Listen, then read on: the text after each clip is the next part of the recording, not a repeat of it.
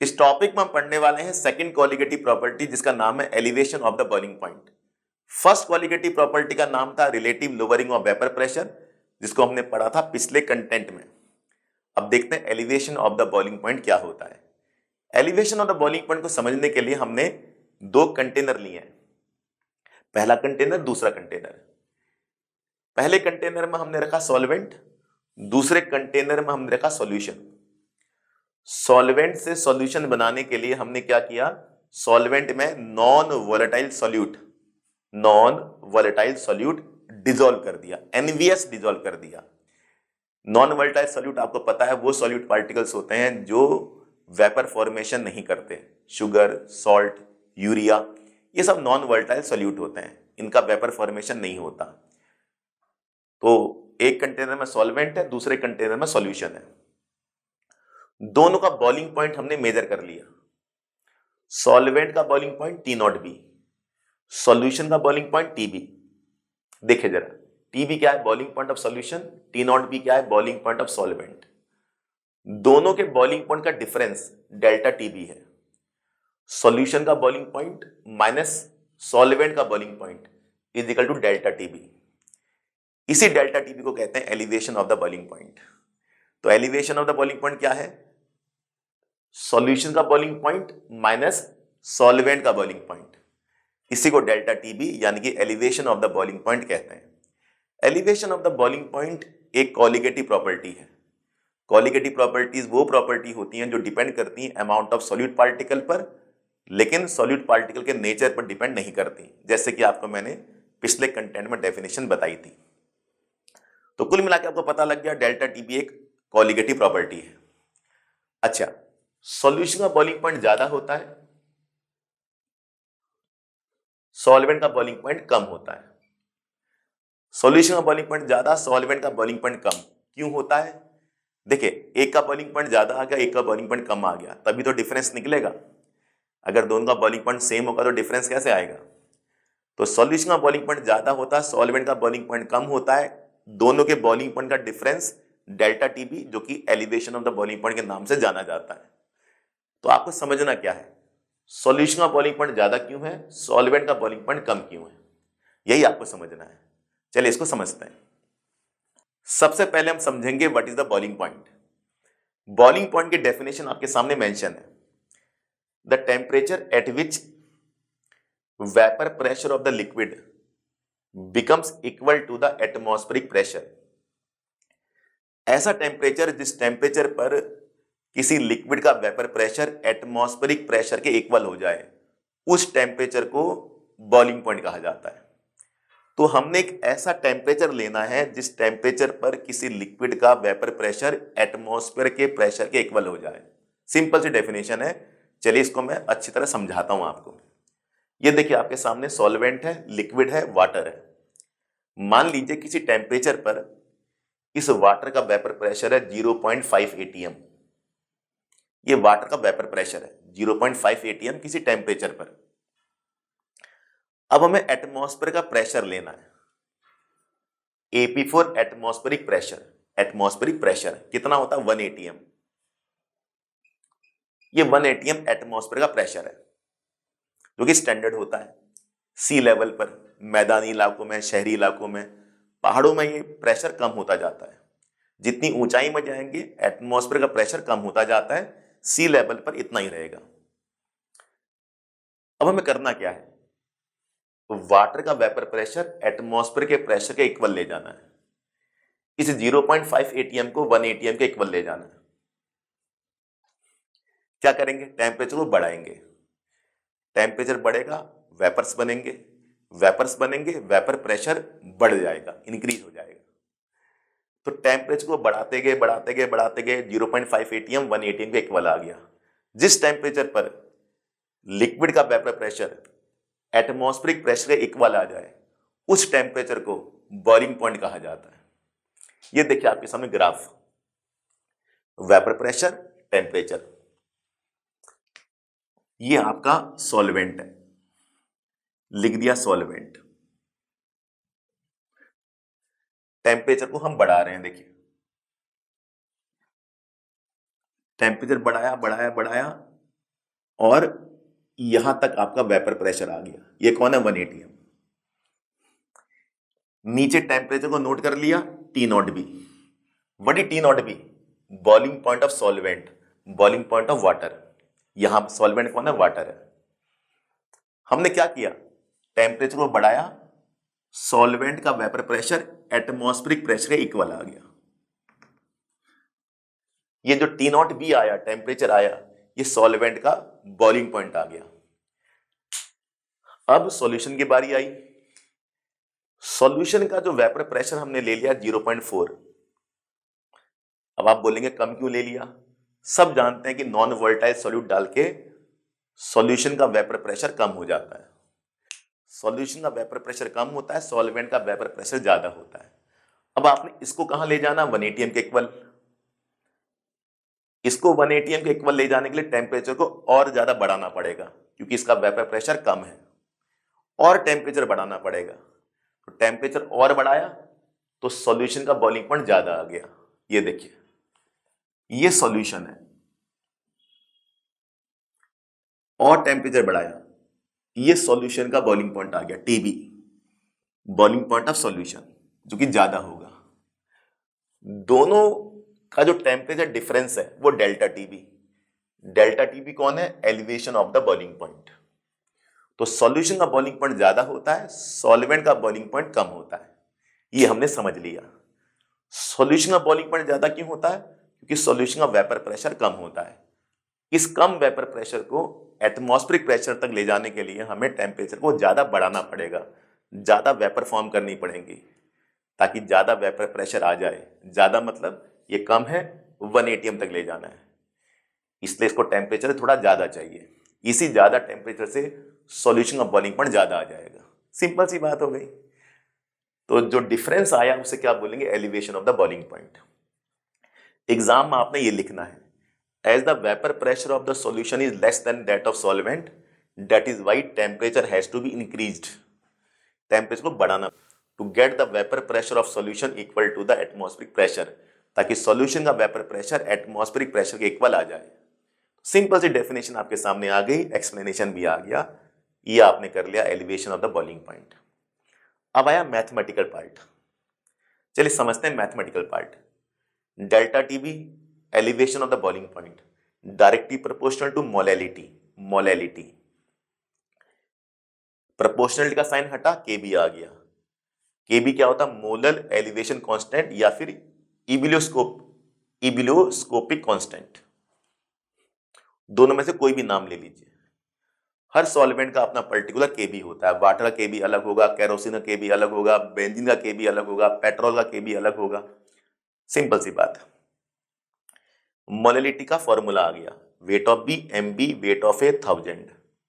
Wait of solute, non volatile solute, molar mass of non volatile solute, weight of solvent, capital B solute, small B boiling point. याद रखना, ये formula आपके सामने आ गया। तो इस पर आपको न्यूमेरिकल पूछेगा।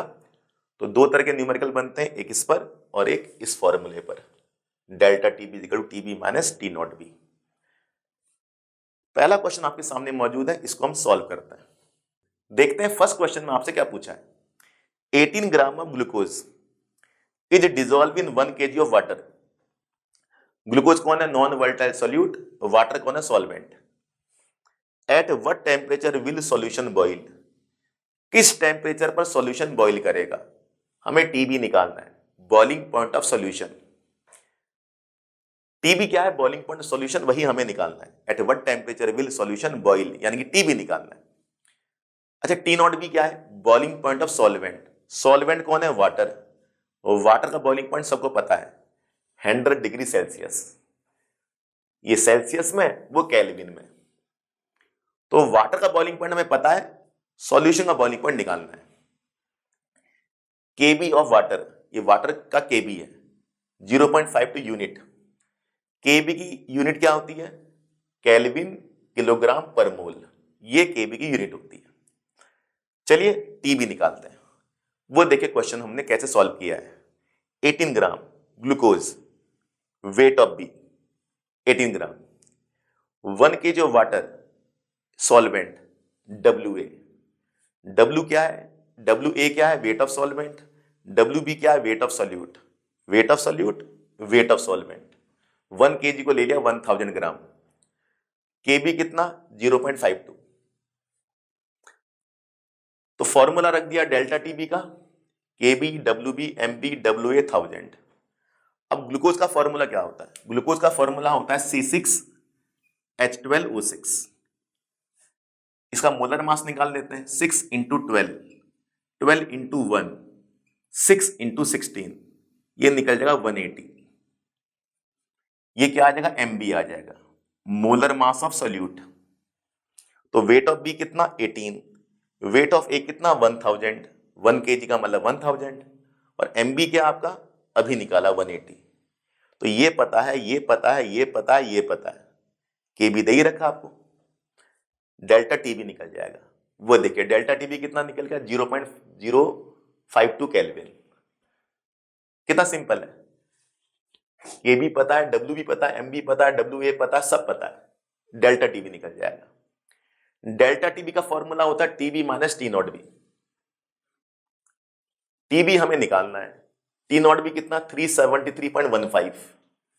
अभी हमने 100 डिग्री सेल्सियस को केल्विन में चेंज किया है, तो डेल्टा टीबी 0.052 ऊपर से निकला, T नॉट बी हमारा 373.15, TB हमारा निकल जाएगा। What is TB, boiling point of solution, वही हमने निकालना है। At what temperature will solution boil, कितना निकला 373.20 केल्विन। अब बताइए सॉल्वेंट का बॉइलिंग पॉइंट 373.15, सॉल्यूशन का बॉइलिंग पॉइंट 373.20, ये कम है ये ज्यादा है, इसी बॉइलिंग पॉइंट के डिफरेंस को कहते हैं elevation in the boiling point, elevation of the boiling point. तो सॉल्यूशन का बॉइलिंग पॉइंट ज्यादा होता है, सॉल्वेंट का बॉइलिंग पॉइंट कम होता है। कितना सिंपल है, 373.15 373.20 केल्विन में चेंज हो गया। कब, जब हमने 18 ग्राम ग्लूकोज वाटर में डिसॉल्व किया, और वाटर का अपना बॉइलिंग पॉइंट 373.15, ग्लूकोज डालने के बाद, नॉन वोलेटाइल सॉल्यूट डालने के बाद बॉइलिंग पॉइंट हो गया 373.20 केल्विन। तो 0.15 0.20, rise in the boiling point, elevation in the boiling point. तो न्यूमेरिकल से समझ आ गया आपको। अब करेंगे second question. Boiling point of water is 99.63 degree Celsius. 99.63 में 273 ऐड कर दीजिए। जैसे आप 273.15 ऐड करेंगे, ये हो जाएगा 372.78 केल्विन। इन दोनों का सम इतना आएगा। ये कौन है, boiling point of water, T naught B. सब जानते हैं सॉल्वेंट का boiling point T naught B होता है। How much sucrose is to be added, sucrose कौन है, non volatile solute. Second container की बात हो रही है, 2 कंटेनर है solvent solution. To 500 gram of water, water में हमने डाल दिया सुक्रोज। कह रहा कितना सुक्रोज डालना है, कितने ग्राम सुक्रोज डालना है। How much sucrose is to be added that it boils at 100 degree Celsius. अब 100 में ऐड कर दीजिए 273.15, 373.15 केल्विन आ जाएगा। तो पहले कंटेनर का बॉइलिंग पॉइंट 372.78 केल्विन, दूसरे कंटेनर का बॉइलिंग पॉइंट 373.15 केल्विन। मैं बार बार क्यों कहता हूं कंटेनर, पहला कंटेनर सॉल्वेंट का, दूसरा कंटेनर सॉल्यूशन का। सॉल्वेंट का बॉइलिंग पॉइंट ये रहा, सॉल्यूशन का बॉइलिंग पॉइंट ये रहा। सॉल्यूशन कैसे बना, सुक्रोज डालने के बाद। तो सॉल्वेंट का बॉइलिंग पॉइंट कम, सॉल्यूशन का बॉइलिंग पॉइंट ज्यादा, elevation in the boiling point. चलिए दोनों को हम सब्ट्रैक्ट कर देते हैं। ये सब्ट्रैक्ट कर दिया, इसको माइनस कर दिया इससे, डेल्टा टीबी आ गया 0.37 केल्विन। 0.37 केल्विन आपका आ गया बच्चों क्या, elevation in the boiling point. इतना बॉइलिंग पॉइंट इंक्रीज हो गया सुक्रोज डालने के बाद। अब कह रहा सुक्रोज कितना डालना है, तो हमें WB निकालना है, वेट ऑफ सॉल्यूट निकालना है। सुक्रोज कौन है, सॉल्यूट, WB ये निकालना है। अब बताइए WB निकालना है, WA कितना है, वाटर का मास, वाटर का वेट कितना है 500 ग्राम, WA मतलब वेट ऑफ सॉल्वेंट कितना 500 ग्राम, WA 500 ग्राम। सुक्रोज का फॉर्मूला, सुक्रोज का फॉर्मूला होता है C12H22O11। चलिए करते हैं, 12 इंटू 12, 22 इंटू 1, 11 इंटू 16, ऐड कर दीजिए, मोलर मास आ जाएगा 342 ग्राम पर मोल, MB आ जाएगा। सुक्रोज का वेट निकालना है, सुक्रोज का मोलर वेट कितना है 342 ग्राम पर मोल, इन सबको ऐड करके इतना आएगा। तो पता लग गया क्या क्या है, ये निकालना है, ये 500 ग्राम और वेट ऑफ बी निकालना है, ये निकालना है, ये मेंशन है और ये अभी हमने निकाल लिया ऐड करके सारा मोलर मास। केबी कितना दे रखा है 0.52, केबी किसका है वाटर का, केबी सॉल्वेंट का होता है, याद रखिएगा 0.52 ये केबी की यूनिट है, kelvin kilogram mole inverse.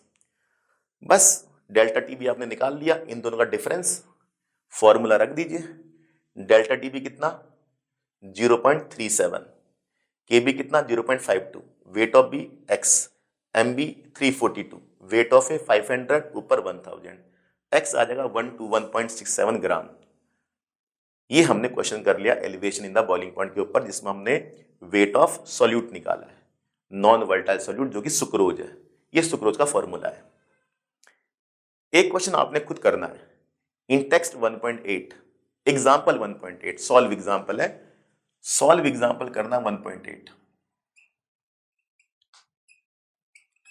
Solve example 1.8, NCERT 1.8, new book में 1.8, ओल्ड बुक में 2.8। एक और कंटेंट के साथ हाजिर होंगे बच्चों, थैंक्स फॉर वॉचिंग दिस।